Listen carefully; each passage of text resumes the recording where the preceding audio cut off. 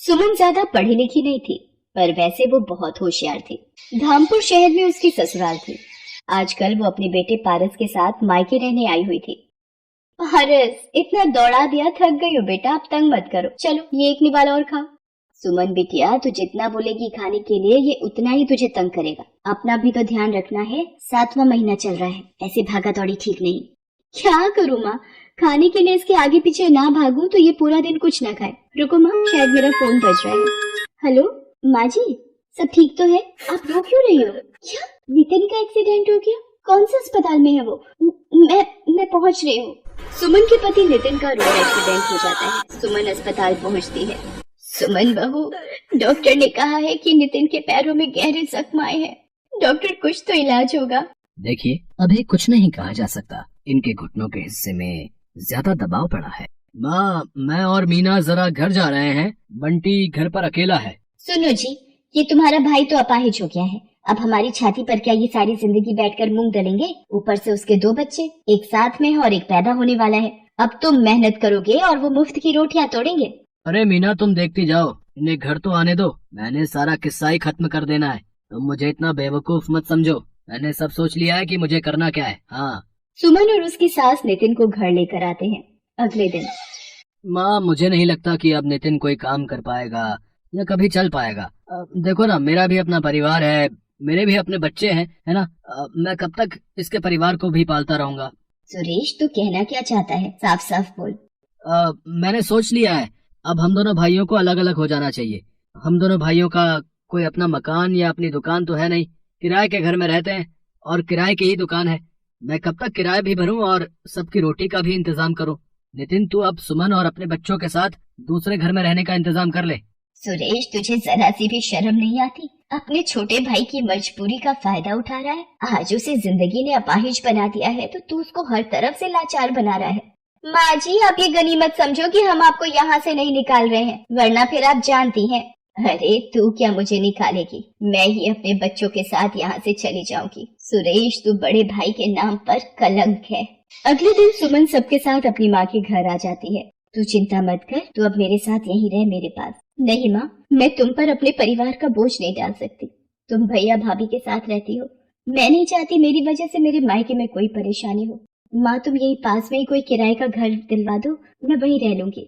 मेरी बच्ची, तुझे कितने दुख झेलने पड़ रहे हैं, पर भगवान पर भरोसा रख, वो सब ठीक करेंगे। सुमन 1200 रुपए महीने का एक किराए का कमरा ले लेती है। अब उसकी सबसे बड़ी दुविधा ये थी कि आखिर वो अपने परिवार की आजीविका चलाने के लिए पैसे कहाँ से लाए। एक दिन, माँ जी, पारस माँ के साथ वृंदावन दर्शनों के लिए चला गया है। घर कितना सूना सूना सा लग रहा है।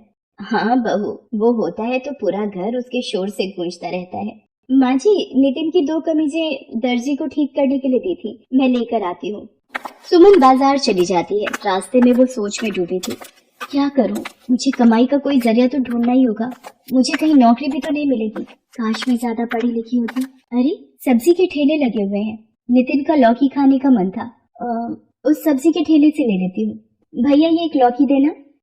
अब इनके आलू तोल लूं, फिर देता हूँ। ये लो माता जी, 2 किलो आलू, 40 रुपए हो गए। भैया, ये तुमने तराजू के नीचे क्या लगा रखा है? दिखाना जरा। कुछ भी तो नहीं लगा रखा मैडम जी। सुमन तराजू उठाती है। वो ये देखकर हैरान रह जाती है कि तराजू में चुंबक चिपकी हुई है। भैया, कुछ तो शर्म करो, तुम लोगों को धोखाधड़ी से सब्जी बेच रहे हो, चुंबक लगाकर घपला कर रहे हो।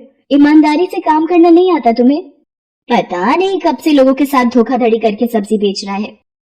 सुमन को बोलता देखकर लोगों की भीड़ लग जाती है। तभी वहाँ एक आदमी आता है, जिसे देखकर उस जगह पर खड़े सारे ठेले वाले उसे झुककर नमस्ते करते हैं।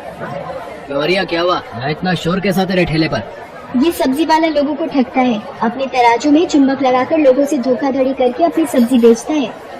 मेरी इतनी हिम्मत हरिया कि तुम मेरे इलाके में सब्जी का ठेला लगाता है और धोखाधड़ी करता है। मैं चाहूँ तो अभी तुझे यहाँ से हटा सकता हूँ। माफ कर दो सज्जन सेठ, आज के बाद कोई बेईमानी नहीं करूँगा। शराफत से सब्जी बेचूंगा। मेरे छोटे छोटे 4 बच्चे हैं, अगर मेरा कमाई का जरिया छिन गया तो वो भूखे मर जाएंगे। हाँ, रहने दीजिए भाई साहब, इसे अपनी गलती का एहसास हो गया है। मैं जानती हूँ परिवार की परेशानियों का दर्द क्या होता है। बात करते करते सुमन की आंखें भर आती हैं। तभी चिंता से उसके दर्द शुरू हो जाता है। वहाँ आसपास में भीड़ लग जाती है। अरे इन बहन जी की तबीयत खराब हो रही है, लगता है इन्हें अस्पताल ले जाना पड़ेगा। सुमन की अचानक शायद चिंता और परेशानी से दर्द शुरू हो जाता है। सज्जन सेठ कुछ लोगों की मदद से सुमन को अस्पताल ले जाता है। सुमन रास्ते में ही अपने घर का पता सज्जन सेठ को बता देती है। सज्जन सेठ उसकी सास को अस्पताल बुला लेता है। सुमन को एक बेटी पैदा होती है। वहीं सज्जन सेठ को पता चलता है कि सुमन का पति नितिन अपाहिज है और वो बहुत ही दुखों से गुजर रही है। सज्जन सेठ, आज आपने बड़े भाई की तरह मेरी मदद की है। मैं आपका एहसान कभी नहीं भूलूंगी। इसमें एहसान की कोई बात नहीं है बहन, तुम मेरी अपनी बहन जैसी हो। सुमन घर आ जाती है। कुछ दिनों बाद सज्जन सेठ उसके घर आता है। सुमन बहन, तुम मुझे काम के लिए बोल रही थी? मेरे पास सब्जी की बहुत सी दुकानें हैं, पर संभालने वाला कोई नहीं। मैं चाहता हूँ मेरी मंडी में जितनी भी सब्जी की दुकानें हैं उनका हिसाब और देखरेख अब से तुम रखो। मैं जानता हूँ तुम्हारी जगह ये काम और कोई ईमानदारी से नहीं कर सकता।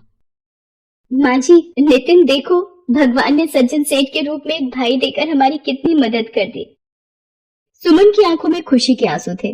वो अब कड़ी मेहनत से मंडी में जाकर सब्जियों का सारा हिसाब रखती, एक एक दुकानदार से जाकर पूछती और देखती कि सब कुछ ठीक से चल रहा है या नहीं। सज्जन सेठ भी सुमन की मेहनत को गौर करता था। सुमन के आ जाने से सज्जन सेठ का भी काम बहुत आसान हो गया था। अब सब कुछ ईमानदारी से चल रहा था।